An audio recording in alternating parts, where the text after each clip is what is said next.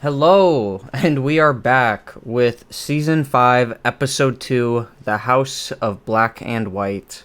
I intended originally to post the Season 1, Episode 8 breakdown first, but it's kind of been in a terrible accident, so it's going to be an urgent care for a little bit. Good news is, you're going to get it in a week from now. I guess we should do a quick breakdown of the previously on. So Joffrey's been killed, Sansa has fled, Brienne is out in the wild, looking for the Stark girls, Littlefinger is up to something goofy, Dany's in Meereen, and the Sons of the Harpy have revealed themselves as an organized group.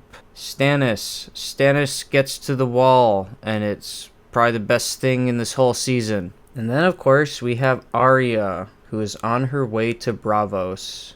So I think with all that out of the way, we are good to hop right in. We open with Arya rather intensely staring at the Titan of Braavos. In old times, whenever Braavos stood in danger, the Titan would wade into the sea and smash the enemies. And Arya just kind of smiles and says, he's just a statue. But then Captain chuckles and says, don't be afraid. And she says, I'm not afraid. And it's clear that she is capping. She is nervous because she's a little kid going to a strange city. She's already had her, almost her entire family brutally murdered. I guess not almost entire, but a lot of her family has been brutally murdered. And she has come here for the sole purpose of finding a strange cult of shape-shifting assassins and trying to join their ranks so that she can exact revenge on the people in Westeros that hurt her. This is a big undertaking, especially for someone so young and someone who is all alone. They reach the city, they start going through the streets, and Arya is pretty happy to be in a new place, seeing new things. She's in a country where she can kind of kick back a little bit more. Even in Westeros, the chances of her being recognized were very, very low. So here in Braavos, it's almost non-existent. This is the face of someone who just lost all their stars in GTA. The House of Black and White. Thank you for bringing me. Any man of Braavos would have done the same. It seems a little weird that a super secretive, mysterious order of assassins would have the loyalty of the entire city of Braavos. I'm pretty sure the Faceless Men were instrumental in freeing the city, but that does not mean every Braavosi citizen would, participate in their cult shit. So when he says, any man of Braavos would do the same, is that, a title? It cannot be just literally any man from Braavos, because that's some bullshit. I don't believe that. At least not in this way. I think in the books it's a lot more complicated. There's mixed feelings and thoughts among the Braavosi about Arya and the Faceless Men. It seems like there are people who are willing to help her because they fear the Faceless Men. I think there's even a bit where a bunch of them tell Arya their names. They think that Faceless Men aren't allowed to kill people that they already know. All that though, it's not here. It's pretty streamlined, and not in a good way like it was for a lot of stuff in earlier seasons.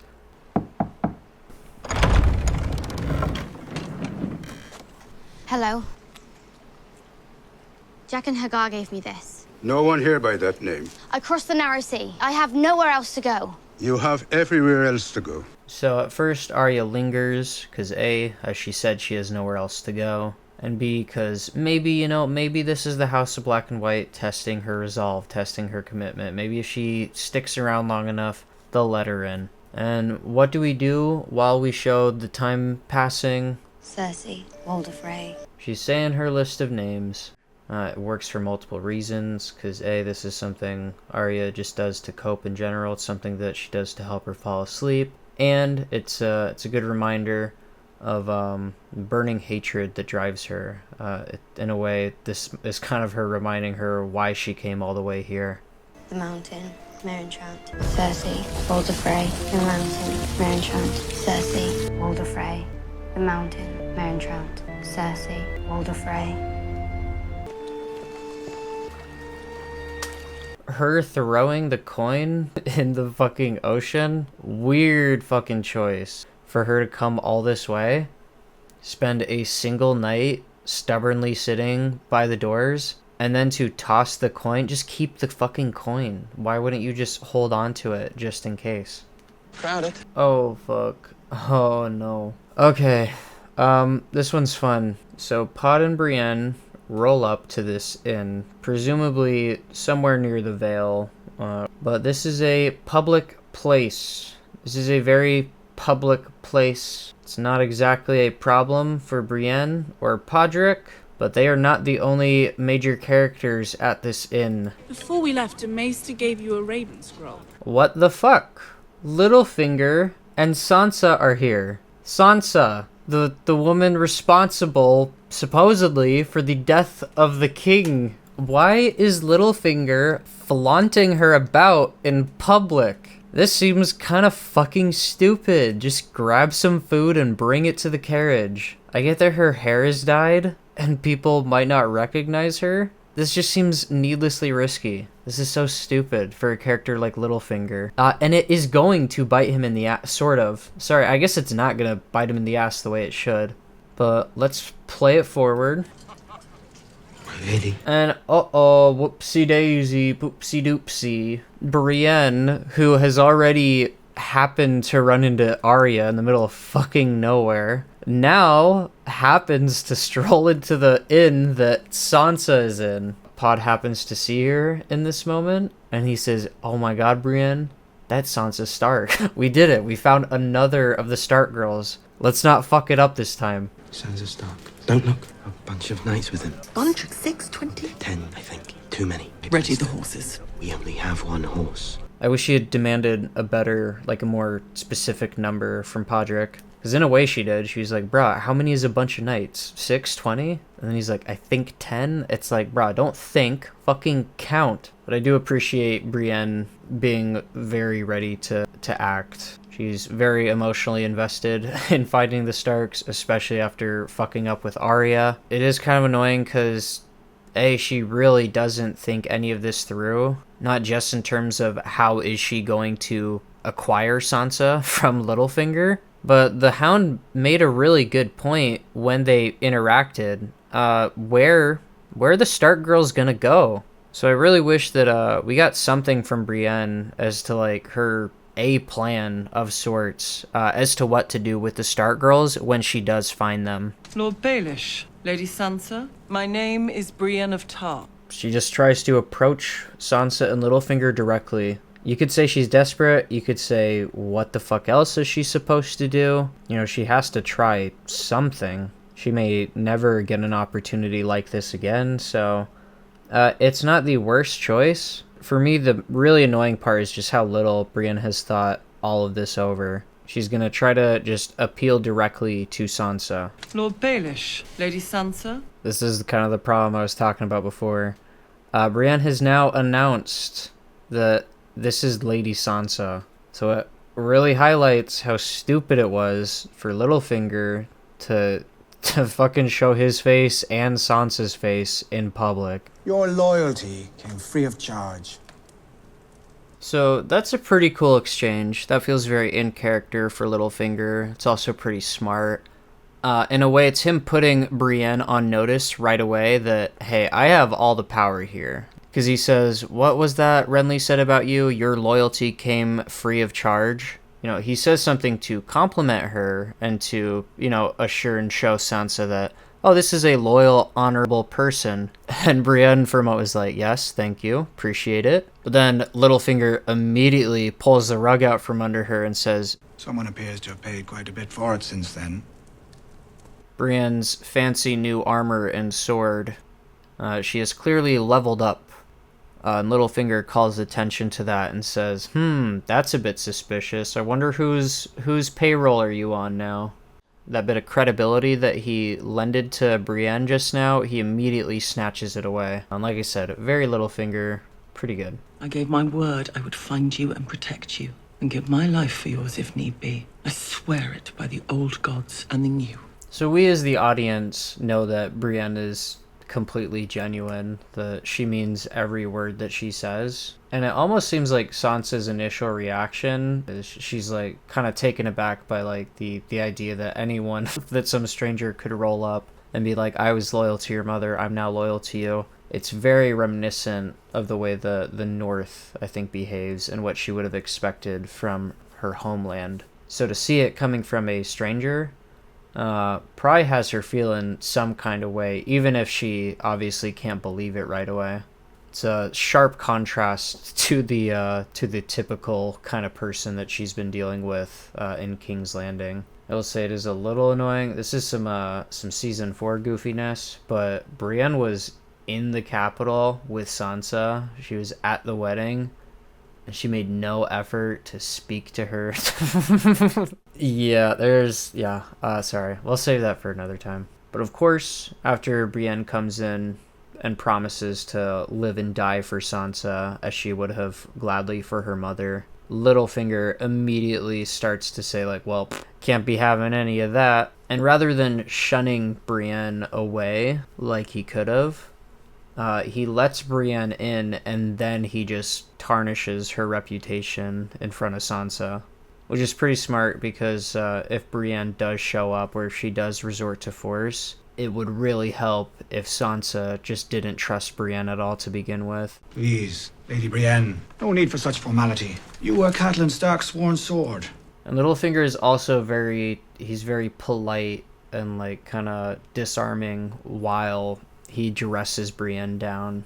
The attacks he makes are pretty fucking direct and aggressive, but he is, as always, careful to package it in a way that's going to be a bit less alarming to Sansa. Strange. I knew Cat from the time we were children. She never mentioned you. So right there, that's just true. That's the worst part about this whole thing. Littlefinger is able to just weaponize the truth against Brienne.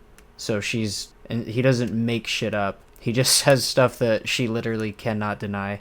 And being an honorable person, she just kind of eats a lot of stuff that makes her look even worse. Pinning Renly's death on a shadow with the face of Stannis is like one of the most damning things that she does in this conversation. Even though it's her just stubbornly telling the truth, it's like one of the worst possible things she could say because no one is going to believe it. It was after Renly's murder. Ah, yes. You were accused of killing him. I tried to save him. But you were... Right there, notice how he very casually is like, you were accused of killing Renly, right? And then when she bites back defensively, I tried to save him, that's what gets Sansa going, why so defensive? Now you've tickled my suspicion bone. Were accused. By men who didn't see what happened. And what did happen? Because part of the problem is Brienne's already told people what happened. She can't go back on it now. He was murdered by a shadow with the face of Stannis Baratheon. A shadow. I will say Sansa's reaction is pretty good too, because you can tell she's obviously like heavily doubting it, but at the same time, the Brienne sticking to her answer, her demeanor, it's clearly having an effect on Sansa. In a lot of ways, I think it's appealing to, like, you know, kind of the child in her that has been so thoroughly beat down for the past seasons. Brienne she's the knight in shining armor. She's the perfect, wholesome, honorable. She's like everything Sansa dreamed about as a kid. And she's everything that Sansa has come to believe over time doesn't exist. And that's kind of as much as the scene is annoying, that's kind of the tragedy of this scene and this moment. That by the time Sansa finally has a knight in shining armor ready and willing to protect her, she's been so jaded by the world that she doesn't trust it, even though you can tell deep down she wants to. This woman swore to protect Renly. She failed. She swore to protect your mother. She failed. You can see it really fucking hurts Brienne to be reminded of all the people she's failed, especially off the back of the line she said before, where there's nothing more hateful than failing to protect the ones you love.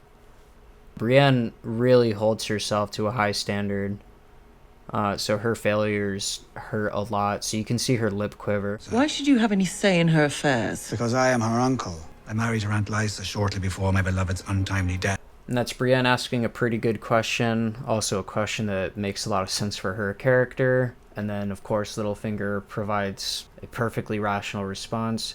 I guess this is what I mean when I say season 5 is a mixed bag. Forgive me, Lady Brienne, but experience has made me wary of outsiders. Lady Sansa, if we can have a word alone. No. Right there, that too. Him saying sorry, but experience has made me wary of outsiders. That's also a very clear appeal to how Sansa obviously fucking feels. And then when Brienne asks, like, hey, can we speak alone? It makes sense. Like, she's like, hey, could we not talk around this silver-tongued piece of shit? And then, of course, Sansa's like, no, I'm not gonna go somewhere alone with you. You complete stranger in dark, spooky armor with a Lannister sword. If I could explain. I saw you at Joffrey's wedding, bowing to the king. She fucking brought up the wedding! Oh my god, I forgot about that. Holy shit. Oh my god. Brienne's face is kind of hurt, like, oh, what the fuck? You were at the wedding? I didn't know you were at the wedding.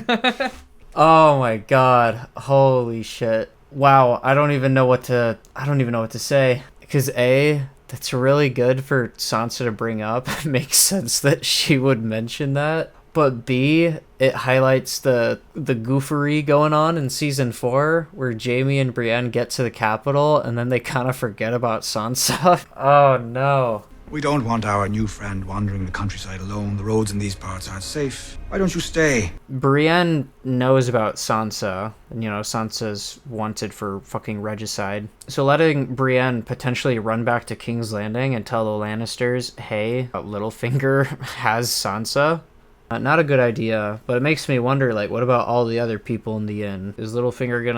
Is he gonna arrest and kill everybody at the inn? Is he gonna cut their tongues out before he leaves? Stop! Podrick! Podrick got split up from her, because apparently Podrick is still a fucking bumbler, annoyingly. Oh, that's a pretty cool moment right there. Her Valyrian steel sword just shattering the enemy's sword. We do not get to see much of that. If both Stark girls refused your service, maybe you're released from your vow. This is a pretty cool question to levy at Brienne, who right now her only purpose in life is to find the Stark girls. So who is she without that oath? Who is Brienne in general without an oath? These would be some pretty cool questions to explore. Spoilers, we won't. Because now she knows Sansa is alive. She knows who she's with. She knows where she's headed. So, instead of really spending any time lingering on Brienne wondering about her purpose or her role in the world, the story very quickly puts her back on the trail of one of the Stark girls. Which, not terrible, but a bit of a bummer. Maybe I was being a little too hard on Podrick, because they do point out in this scene that they've only been traveling with one horse, so one of these horses is stolen, and if Podrick has the stolen horse, it would make a bit more sense why it was like resisting him and it bucked him off. Also, there is a very brief moment in the inn where when he points out Sansa, he says, Brienne, it's Sansa Stark, and he quickly says, don't look, before Brienne looks. That's Podrick being competent, and it kind of smacks of like King's Landing competence, if that makes sense. Alright, I'm not even gonna touch the goofy snake contraption. You've heard it all before. Cersei has received a warning / threat in the form of Myrcella's necklace being sent back to her with this spooky-ass taxidermy snake. She's like, fuck the Martells, they blame us for what happened. If they dare touch her, I'll kill them. And then he's like, whoa, softer. And she's like, what?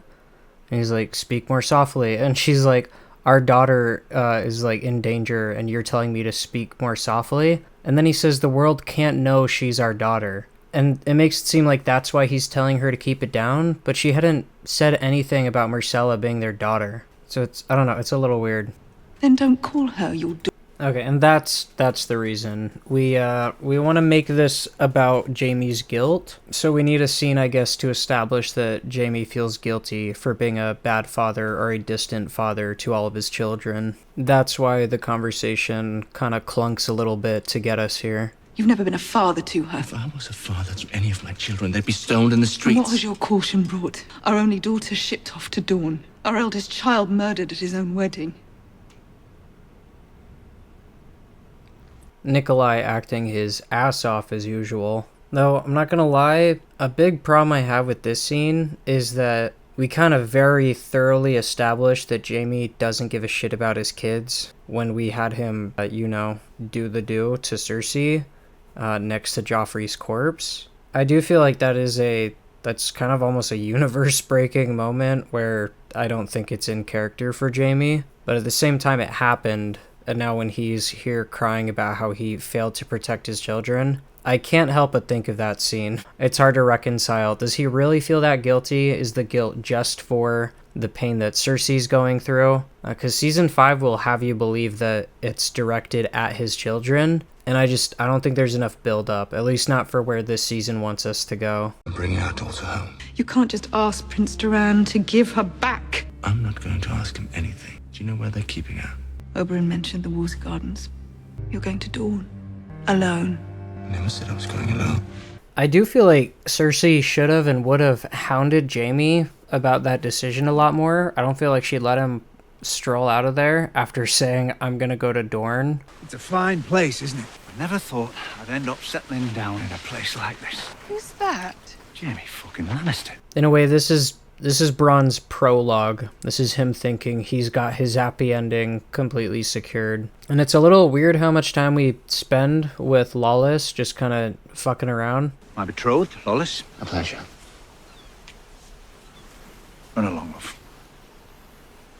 I will say, for a minor character, they do a good job of making Lawless feel real. Between talking about all the stuff she wants at her wedding, where she's clearly more excited about the wedding itself than the stranger who she's been promised to. And you got the bit of background with her sister. And then when Jaime shows up, she's like really excited. It's kind of like seeing a celebrity. She's like all giddy when he kisses her hand. And then she's like kind of annoyed and like disappointed when Bronn's like, all right, get out of here so I can talk to Jaime. This is her only scene, but they do a pretty good job at, like I said, making her feel like a person. Lawless will be marrying Sir Willis Bracken. We made a deal, your sister and I. I would have advised against that. I don't quite understand how Jaime has the authority to marry Willem Bracken, or what, Willis Bracken? I don't know. Like, marriage pacts are deals, they're bargains. So I don't quite understand how Lawless is just a Lannister chip, basically. The prince does not wish to be disturbed. Remove yourself from my path, or I'll take that long axe and I'll shove it at you. Holy shit, she is so unlikable. I forgot. Oh, I forgot how much they ruin her in this season. So this is cringe, because A, this guy's just doing his job. The prince doesn't want to be disturbed. He just stands in her way and lets her know that. And she says, get out of my way or I'm gonna shove that spear up your ass. And it's like, you won't. You can't. I'm sorry, look at this dude. He's massive. What was this threat supposed to do? It's about as empty as it gets. I just want to see the scene where the prince says, oh, like, this should be entertaining. Like, don't let her in. I don't want to be disturbed. Does she try it? Does she actually try to kill this man? It's just some, it's very cringy-ass posturing. Your brother was murdered. And you sit here in the Water Gardens staring at the sky and doing nothing. So she's heated because she wants some kind of justice for Oberyn's death, and Prince Doran is doing nothing. And he pretty quickly explains why he can't really do anything. Oberyn was slain during a trial by combat. By law, that is no murder. Oberyn chose to engage in a trial by combat. He wasn't murdered when he died. He agreed to those terms. Your brother. You don't have to remind me. He was my brother long before he was anything to you. And that's a really good line. You would have me go to war. The whole country would have you go to war. I do wonder how accurate that is. The show kind of communicates that she's right, that everybody, even his own palace guards, are very dissatisfied with his response to Oberyn's death. That they would love for their country to get involved in a war. So according to the show at least, she's correct. I do have to wonder though, how many Dornish people really would care so much about Oberyn's death? Enough to where they think it would be worth going to war over, versus the stuff that's happened before that is much more egregious. Oh fuck, have I been calling her? I think this is Ilaria, and I've been calling her Elia. The sand snakes are with me. They have the love of their people. Sand snakes? She sounded really, like, proud of herself when she said she had the loyalty of the sand snakes. She said that the sand snakes have the love of the people. Who are these mysterious characters? I'm so excited to meet them. Let me have her. Let me send her to Cersei. One finger at a time. So okay, there it is. Very quickly, Ilaria shows her true colors. She says, let me send Myrcella back to Cersei, one finger at a time. I love Duran's expression. He's like grossed out and shocked. He's like, what the... Did you just say that to me? That's pretty fucking sinister. But we do not mutilate little girls for vengeance. Not here. They kind of hyped up Dorne before this. They kind of established that it would be a bit different. And all we really got in season 4 was the idea that kids are off limits and that bastards are not treated as second-class citizens. Those were just supposed to be two, like, very notable aspects about this place. The ideological, like, differences between the Dornish people and the rest of Westeros, they're not explored. They don't really factor in. They don't factor in because Ilaria kills Myrcella and then she gets the support of the entire palace when she does the coup. So it's like, yeah, Dornish ideals, I guess, non-existent. Just keep track of all the things that we learn about Dorne in this season. Not while I rule. And how long will that be? She threatens him, which kind of isn't a good idea, but it also seems like she knows him well enough that she thinks she can get away with it. But he's like, we don't do that, not so long as I rule. And she's like, I wonder how long that'll be. And then she storms off, and the guard, like, you know, kind of lowers his weapon and looks at him.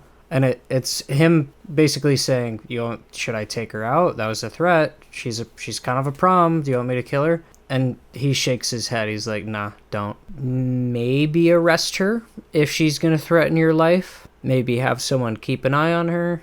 But you know what? He seems to think she's upset. This is fresh off of Oberyn's death. She'll cool off. It's okay. It was just an itty-bitty death threat. It happens. The Unsullied are too conspicuous. Anyone can see you coming from a mile off. So Daario and Grey Worm are hunting Sons of the Harpy. And Daario is telling Grey Worm that him and the Unsullied are too conspicuous. They're not catching people by surprise. And even says, he's like, you guys aren't catching Sons of the Harpy, are you? And Grey Worm kind of frustratingly just grunts, which is, no, he hasn't. Follow people from the taverns to nice, quiet alleys.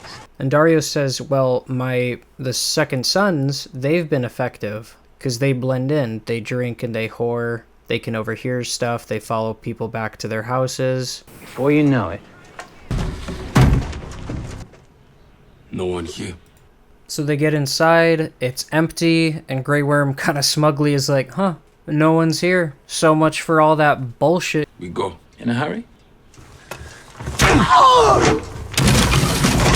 Okay. Please, Your Grace. You must kill him. It would send a message. So he pleads with Daenerys to kill him. And the first thing she says makes it sound like she's leaning towards doing that. She says it would send a message. But as always, Dany waits to hear out the rest of her advisors. I will have complaints about Dany, but she does always, like, use the people at her disposal to bounce off ideas and to get a new perspective. She often changes her mind. I think you should exercise restraint, Your Grace. Why? For one thing, he may have valuable information. So Barristan says to exercise restraint. Dany asks why, because she wants to hear the reason. And he says, first of all, he might have information. The son of the Harpy has no more valuable information. How do you know that? Because I questioned him. It's a pretty quick way of telling us that Daario tortured the shit out of him until he was confident that he had learned everything he could. It's very in character, it's very efficient with its time, and it is a direct response to one of Barristan's concerns. Why should he want to bring back slavery? What did it do for him?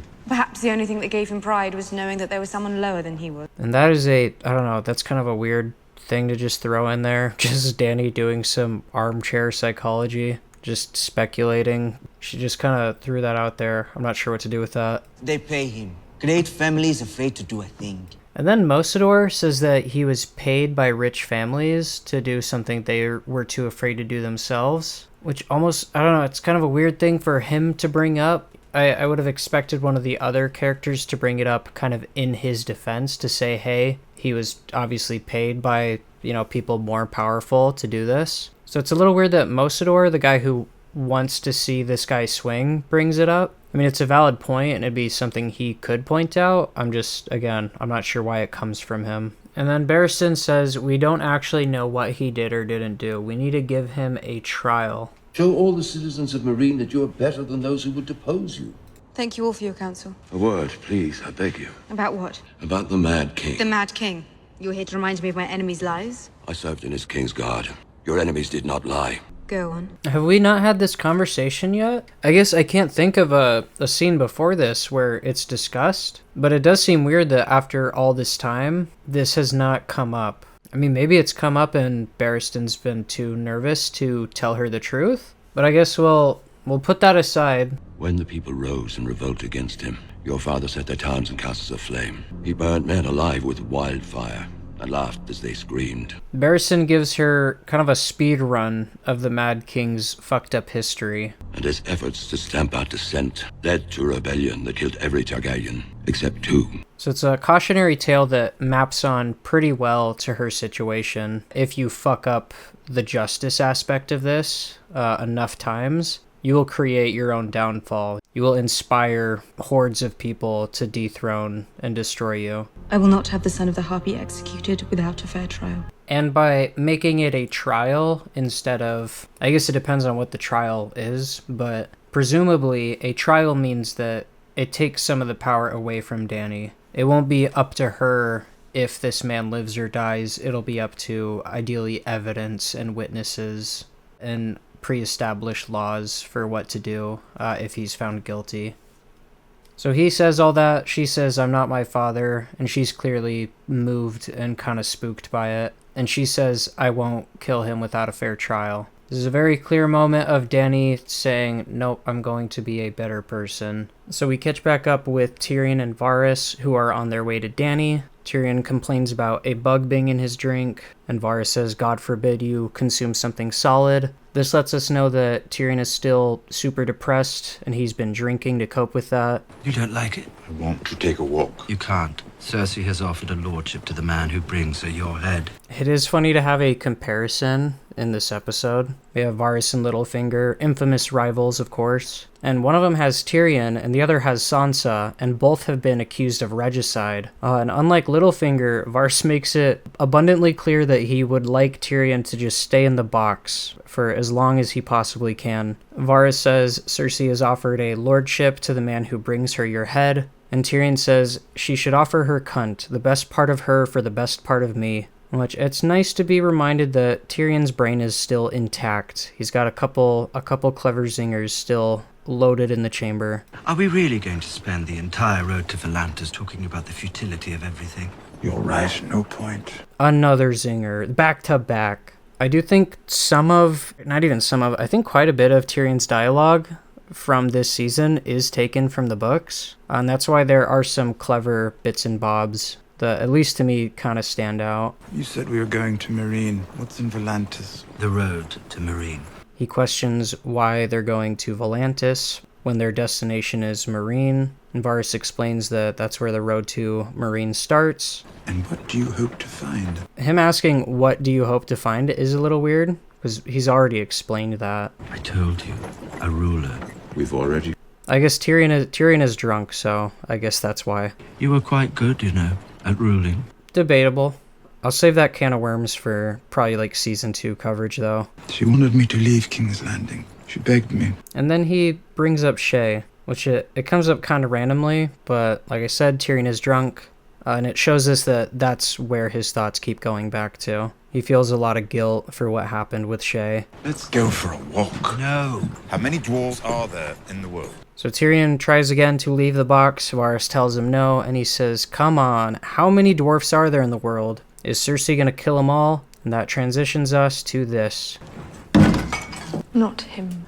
So these two vagabonds have brought Cersei a dwarf's head. I don't know if there's any way to verify unless you have a whole dwarf with you. So bringing just ahead is kind of suspicious. Shall I throw him in a cell, Your Grace? And Cersei shows lenience because, as she says, she doesn't want to discourage other people from trying to hunt down Tyrion. And she, of course, does not care at all about the innocent dwarfs who might be caught in the crossfire. Pardon me, Your Grace. I would take it, if you don't mind. It could prove useful for my work. And then Qyburn asks to keep the head.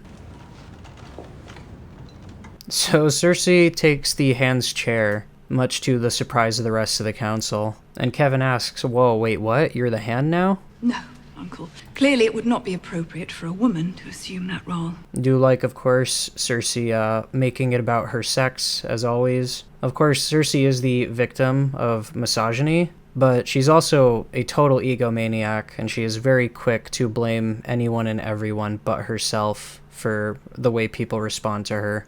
I would be willing to serve provisionally as the king's hand. So Cersei gets in here, and if I remember correctly, she very quickly pushes people out of the way that she thinks are going to be an obstacle for her. And of course, because she is beefing with the Tyrells, it is imperative that she gets rid of Mace Tyrell as soon as possible. So when he proposes that he could serve provisionally as Hand of the King, she says, oh, you're not going to have time. I've got a very special mission for you. In addition to being Master of Ships, the King has appointed you Master of Coin. Oh, and he's also now Master of Coin. Also, I love my Mace Tyrell as a character. he's just far too genuine and pure for this world. He hears the promotion, and he looks so pleased. Oh, Your Grace. He called your experience with... He like literally puffs up with pride. He said he would be honored to have you represent the Crown's interests. I do love this little shot of Kevin. Kevin immediately clocks that Cersei's up to some bullshit. On occasions, a Grand Maester has served as the king's hand. The king is named Qyburn. So Pycelle, he's like, oh, what if, it's happened before, a Grand Maester could be hand. And then Cersei drops the bombshell. Actually, I've made Qyburn Hand of the King, which I do have to wonder, could they not challenge her on that? Could Kevin be like, no one appointed you? You are just the king's mother? I'm a little surprised Kevin doesn't just take over from here. The new Master of Whispers. This man... Okay, sorry, I'm stupid. Sorry, Qyburn is not made Hand of the King. He's made Master of Whispers. Is he not made Hand of... He is made Hand eventually. It's not here, though. I think that's after Cersei becomes queen. But either way, Pycelle is very unhappy about this. He's been a Qyburn hater since day one. And now he is seemingly taking over Varys' spy network, which it's a little... I wish they went more in depth on how that works. But the way they present it is Qyburn just swoops in and he's like, all right, kids, I'm the new Master of Whispers. Share all your secrets with me instead of Varys. Uncle Kevin, in light of your position as commander of the Lannister armies... Then Cersei turns to her uncle and says, hey, you should be the new Master of War. A man living better deserves the title. That is kind of you to say. I would like to hear it from the king himself. Once again, Kevin sees right through her. The king is very busy at this moment. He should be here, learning what it means to rule. That is not your concern as Master of War. I do not recognize your authority to dictate what is and is not my concern. And that right there is the problem. All someone has to do is say, Cersei, who the fuck put you in charge? And this is all gonna come crashing down real quick. So Cersei needs some kind of leverage. If he wants to send for me, I will be waiting for him at Casterly Rock. Come on, you know this one. Looks like an animal. Snake. S. It's an S. Right, very good. Back at Castle Black, Gilly is being taught how to read by Shireen. Did you know that the youngest Lord Commander in history, Osric Stark, was elected at the age of 10? I know S. And this joke highlights how far behind she is. How old were you when you learned how to read? 3. 3? I like Sam having a very passionate reaction to that. He's probably very jealous. I had a lot of time to practice. My mother kept me inside because... How did they kill you? A lot of people came and tried, I think. Whatever they did, it went away. We touch on Shireen's grayscale, and this is before we get the full story from Stannis. You need to stay away from that girl. Why? She's a wildling. And then Selyse shows up, clears the room, and she tells Shireen, hey, you shouldn't be fraternizing with the wildling. And part of it may be prejudice, but the reason she states... Your father defeated her people. He executed their king for treason. So she brings up that the wildlings probably hate Stannis for recent events, and being his daughter, Shireen is something of a target. Gilly wouldn't do that. You have no idea what people will do. I should also mention this scene is heavily foreshadowing what happens to Shireen at the end of the season. And while I don't think the payoff itself is done that well, I think this is one of the pieces of setup that is pretty strong. When she brings up Grayscale, Gilly tells her about her two sisters that had it, and then it's heavily implied that Craster killed them. So they're literally discussing a father killing two of his daughters. And now we have Selyse saying, hey, be careful, Gilly's one of the wildlings, she could hurt you, to get back at Stannis. And when Shireen says Gilly wouldn't do that, she says you have no idea what people are capable of. Which, pretty dark coming from the woman who's going to let her get executed. All your books and you still don't know. And that is interesting, because Shireen is very well read despite being sheltered from the world. She's an avid consumer of history books that presumably have not been altered for a child's consumption. So her mom, even though she's being a vindictive bitch and a terrible mother, she makes a very good point that it's almost a little weird that Shireen is this naive when she should probably have a better understanding than most kids her age of just how rotten this world is. But I think that speaks to Shireen's good nature, that even though she knows about a lot of the darker elements of history, she still chooses to be hopeful and see the best in people. I ordered Mance Rayder burnt at the stake. Stannis the Manus is talking to Jon about the decision he made at the end of the last episode where he killed Mance Rayder out of mercy. We will now see what, if any, repercussions there are. The king's word is law. Perhaps you should ask Sir Davos how much mercy I show to lawbreakers. He opens with basically saying, I would normally punish this. This is you defying a king's order, which is illegal. Do you know this wretched girl, Lyanna Mormont? The Lord Commander's niece. And then we kind of just skirt away from it. He now gives Jon a letter from Lyanna Mormont. That's the little girl played by Bella Ramsey in Season 8. But Stannis has requested the banners of northern houses. And this is one of the replies that he got. A child of 10. Bear Island knows no king but the king in the north, whose name is Stark. I really like how the handwriting, you can tell it's a little kid's handwriting. But Jon is pretty happy to see that people are still loyal to his family's name. That amuses you. Northerners can be a bit like the free folk. My brother Robert went on often and loudly about how difficult it was to control them. So now it becomes apparent why Jon is not being punished. Stannis wants Jon's help to rally the North. I don't punish men for bravery. I reward them. And this gets at an aspect of Stannis where he's kind of, I guess not wishy-washy, but he's very adaptable, which runs counter to what a lot of people in this show, or especially the book, seem to think about him. I think it's Donald Noy who compares Stannis to iron, where he's like, he'll break before he bends. He's too rigid, he's too brittle. And throughout the story, we see that that is the complete opposite of the truth. Stannis is constantly switching up his strategy and his approach. Davos and Melisandre both bend his ear several times. You can give me the North. I can't. And Jon obviously thinks, well, that's not possible. I'm sworn to the Night's Watch. But Stannis has a solution. Kneel before me. Lay your sword at my feet. Pledge me your service and you'll rise again as Jon Stark, Lord of Winterfell. And this is pretty fucking cool. This is a really cool choice to throw Jon's way. And of course, Stannis has to win to actually follow through on this promise. But this is the kind of opportunity Jon probably never expected to get. He's being offered legitimacy to become a real Stark, just like he always wanted.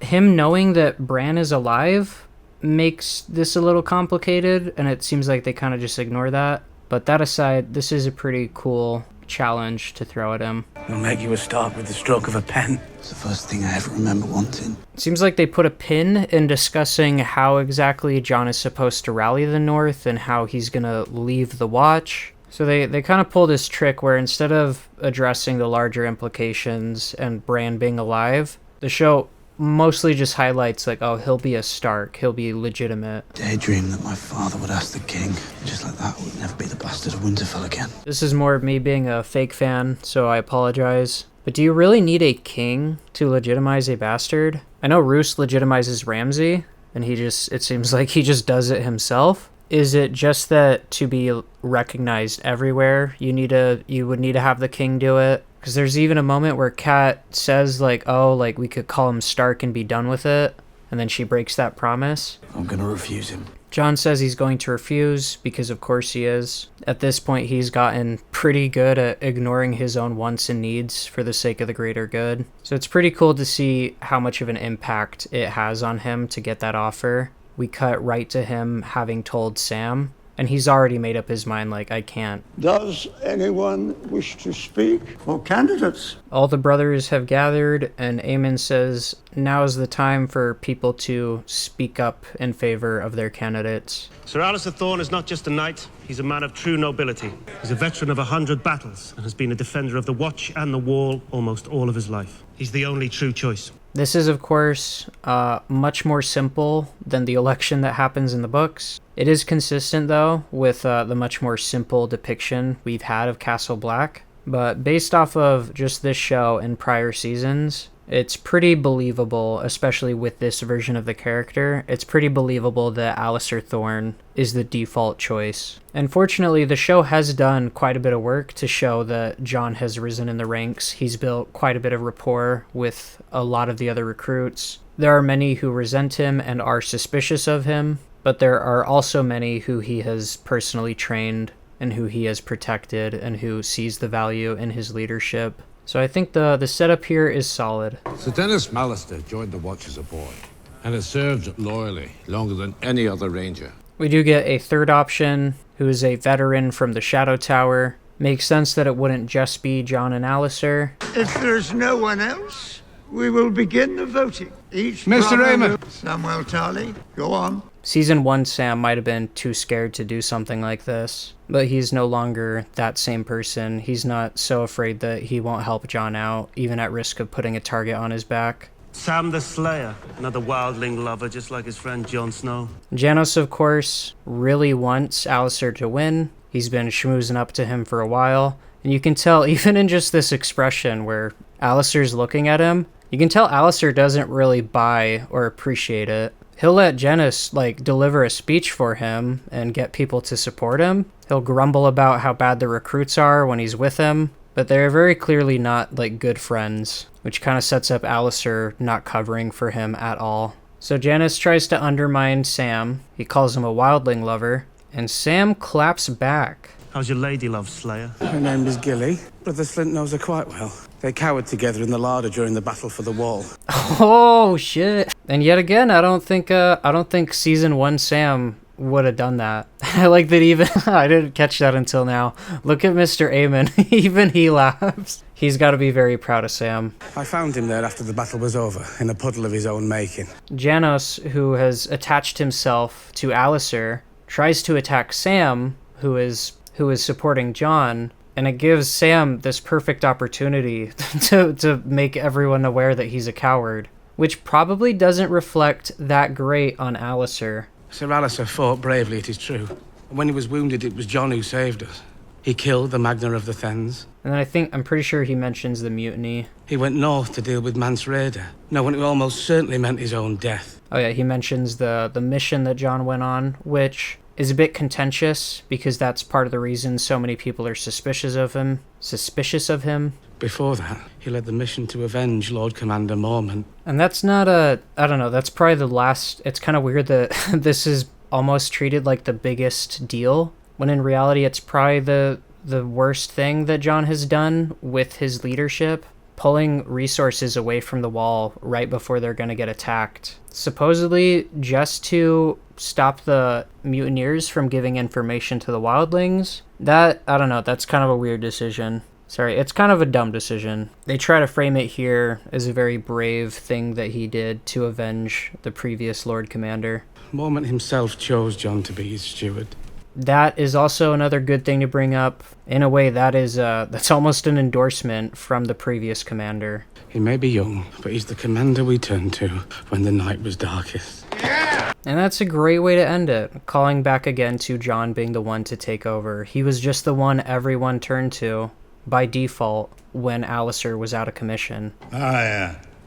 Can't argue with any of that. So now Thorne speaks for himself. He does not let Janos take the reins on this one. And he says, I can't argue with any of that, which makes him seem reasonable because it's him conceding to the sacrifices Jon has made. But the problem is he can argue with that, because he's about to argue against that. He's about to point out, like, oh yeah, Jon made love to a wildling. He spent all that time with them. He put Mance Rayder out of his misery. He even says what would have happened. He spoke with Mance Rayder many times. What would have happened in that tent between those two old friends if Stannis' army hadn't come along? And he even raises suspicion about Jon's reason for going to treat with Mance Rayder. We all saw him put the king beyond the wall out of his misery. We show Ollie, which is a pretty good choice. Ollie hates the wildlings for killing his family, and he resents any notions of making peace with them. A man who has fought the wildlings all his life, or a man who makes love to them. It is time.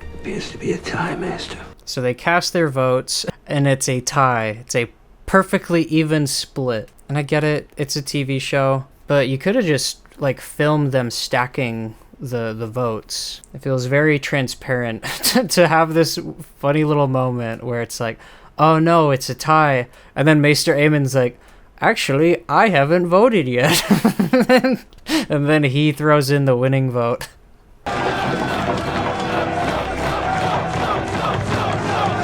This victory does pair quite nicely with him rejecting Stannis' offer. You know, Jon reminding the audience for the 100th time who he really is deep down, showing us that he's just as righteous as ever. And although he doesn't get to be a Stark, in a way he gets rewarded. He gets affirmed right after in the form of winning this election. And they're all shouting the name Snow, Snow, Snow. And I wonder if he's thinking about how good it feels to hear those cheers, even if it's his bastard name, versus how it would feel to get called Stark, knowing that he broke his vows to get that.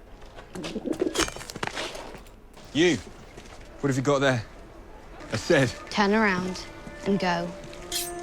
Turn around and go. That's a nice little sword. Worth 100 pieces of sword like that. Nothing's worth anything to dead men. So Arya's carrying her dinner through the streets, and she gets stopped by 3 assholes. And they want her bird, and then when she pulls her sword on them, they say that they're going to take her sword. And it's kind of cool to see Arya standing her ground, but it also seems a little dumb. She could almost certainly kill one of these guys, but the other 2 will probably kill her. Being ganged up on is not a very easy situation to get out of, especially when there's such a size difference between you and the attackers. But fortunately, the Faceless Man is going to show up to bail her out.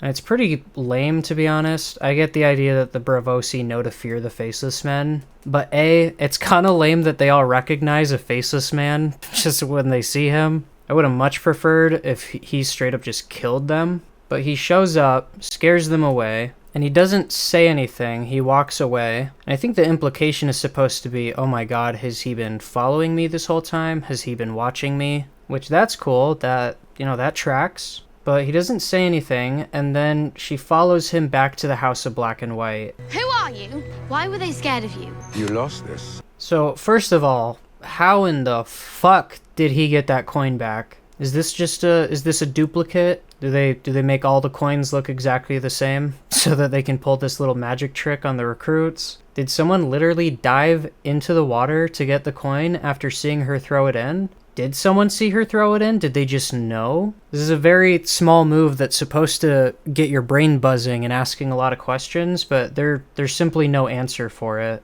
It's just a magic trick.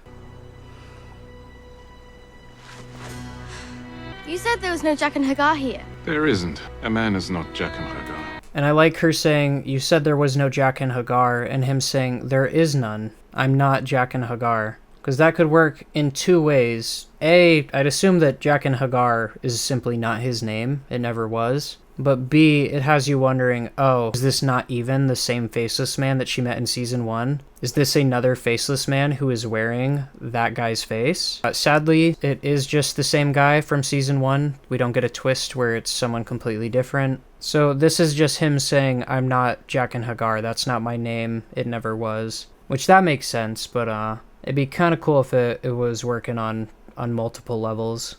And then he strolls in. Who are you then? No one, and that is who a girl must become. And he opens the door to her, which, if you remember, we started the episode by her knocking, asking for him, and getting turned away. She hasn't done anything to prove herself, so I don't get why at the start of the episode they're like, get out of here. And then at the end of the episode, they track her down and they're like, come on in. It's really weird. We arrive at Meereen, where we see kind of a scene we've already seen before, where the Lannister kids got killed by the Karstarks. But this man is determined to kill the Sons of the Harpy member, and he is worried that he will escape justice if he gets a fair trial. So he takes it upon himself to go in there and kill him. And instead of showing the death, we cut to it having already happened. And it's next to some graffiti that says, "Kill the Masters." It's in the common tongue, which doesn't really make sense, but it gets the point across. Mosador is brought before Dany. She asks why, and he says, "I did it for you. You clearly wanted to kill the Harpy too, but your hands were tied, so I did it for you. I did you a favor." And she says he was waiting for a trial, you had no right. He's like, these fuckers want to see the city burn, and they want to see the slaves put back in chains. And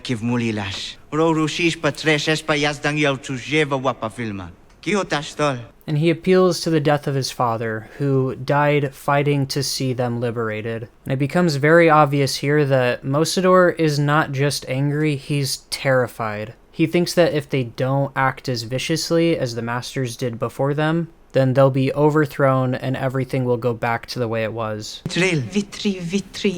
And that's a really good line. She says, once the Masters were the law, and he says, and now you're the law. And she says, no, the law is the law. This is, once again, Dany is she's choosing to not put herself above the law. She's saying, it doesn't matter what I want. There are rules for a reason. If I disrespect them, if I just treat them like my plaything, then I am no ruler. Or at least she won't be for long. Which is cool. It shows that she's really internalized what Barristan told her about the Mad King. And she seems to have a deeper appreciation now for respecting the laws, for appealing to an authority that is not herself when trying to govern these foreigners.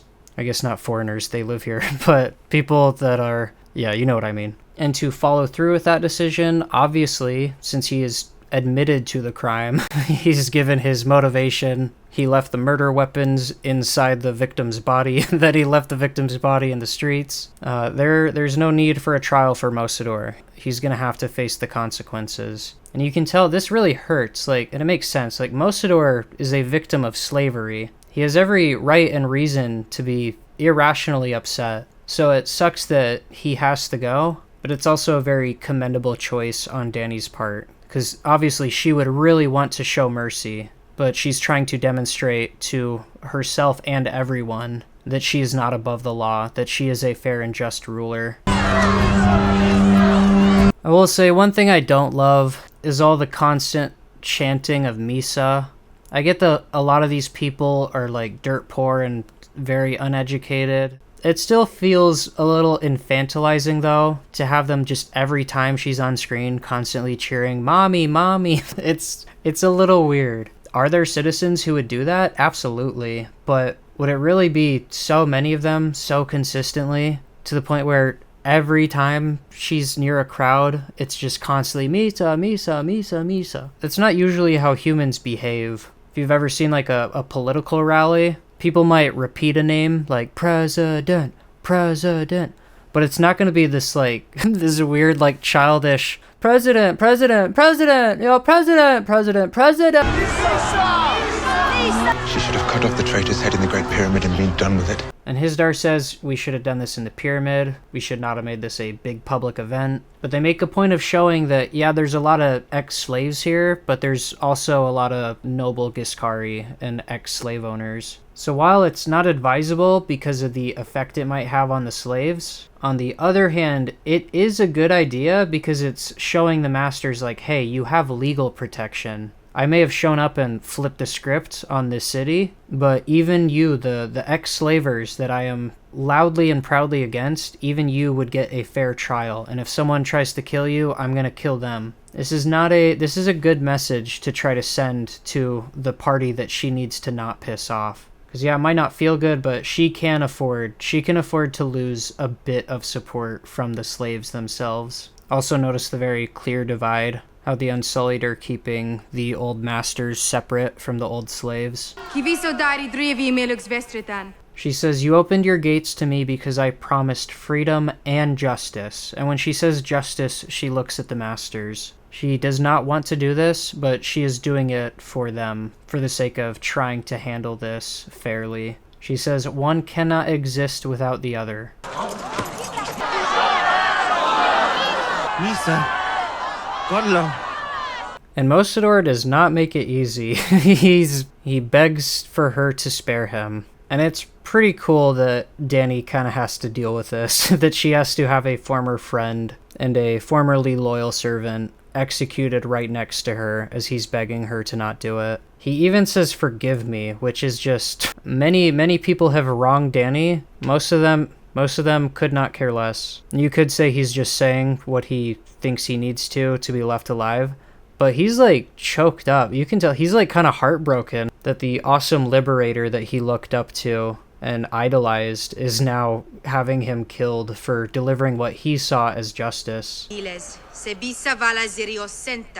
She doesn't call him a harpy. She doesn't call him an ex-slaver or an old master. She says a citizen and marine was waiting for a fair trial and this man killed him. Dany is trying her absolute darndest to remain neutral and fair, and it's reflected in her choice of words. She has all the people begging for her to show mercy, which is again making it very difficult for her to follow through. You also really have to appreciate this from their perspective. All these former slaves being told Mosador, who clearly they know, they're aware of who he is. Dozens of them recognize him right away. To have this person show up and liberate you and to defeat the masters, and then for her to cart out one of your comrades and execute him for, again, the same way Mosador saw it as delivering justice. Of course these slaves would see it the same way. They'd be like, what fucking rights does a slave master deserve? But yeah, very, very understandable coming from the mob. And it makes you really appreciate the bind that Dany is in here, where she has to make a very difficult call. I love that she winces when it happens, and then we have this shot where we cut away and everything goes quiet. They make the moment where Mosador gets killed very, very impactful, even though they cut away.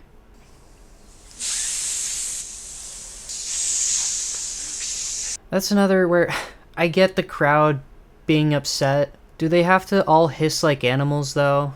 Could, like, at least a couple of them be like, blah, blah, blah, blah, blah. Do they all, like, in sync have to start hissing like they're fucking snakes? Again, it just makes the crowd seem childish again. It's kind of more of that weird infantilization I was talking about, where, again, I don't think that was the intent, but that is unfortunately just how it comes off when they all react that way. So they all finish hissing, and then they start acting like humans. They start making human sounds again. And we can see that it immediately stirs up resentment, not just for Dany, but between the two factions, where the slaves are obviously thinking, wow, you just got another one. We're fucking liberated and freed, and even then, we cannot get away with delivering some good old-fashioned justice. So the slaves go into a rage. And oddly enough, it seems like the masters do too, which I don't get. I don't get why it seems like both crowds are equally riled up, but whatever.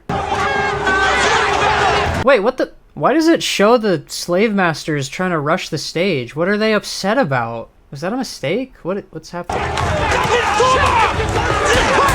Okay, what the fuck? Like, they're chasing her. The old masters, like, start attacking. What the hell? I don't remember that. Also, nipple shields. I'll stand guard outside your door tonight, Your Grace. You all guard tonight. Leave me. Yeah, weird. So we cut back. I guess maybe that was just to communicate that it doesn't matter what Dany does. The old masters want to kill her anyway.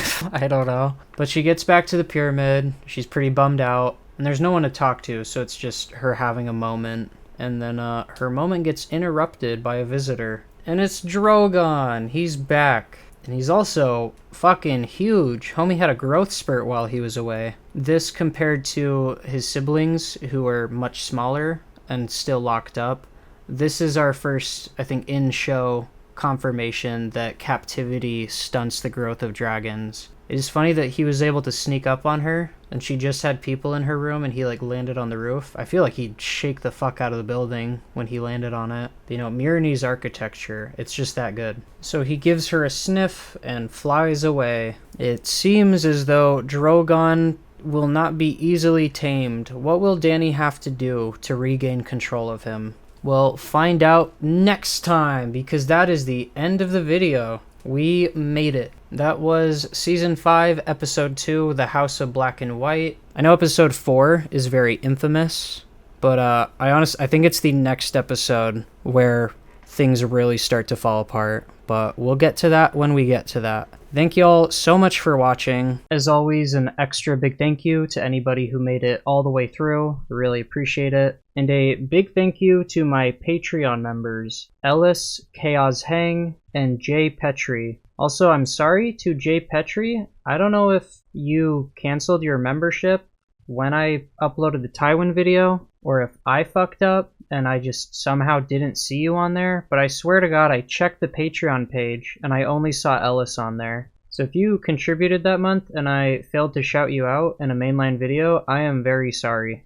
Even if you do not become a member again, I will make sure you get a shout in the next mainline video. So yeah, thank you all, my lovely Patreon members, and as always, I will see you in the next video. And unlike always, this one should be pretty quick. Like I said, after this video goes up, it should only be another week before you get the episode 8 breakdown. And I won't make any promises, but you might even get another upload just a week after. I've had quite a few cakes baking in the oven, and they've been baking at the same time, so it's taking a bit longer, but rest assured, more content is on the way.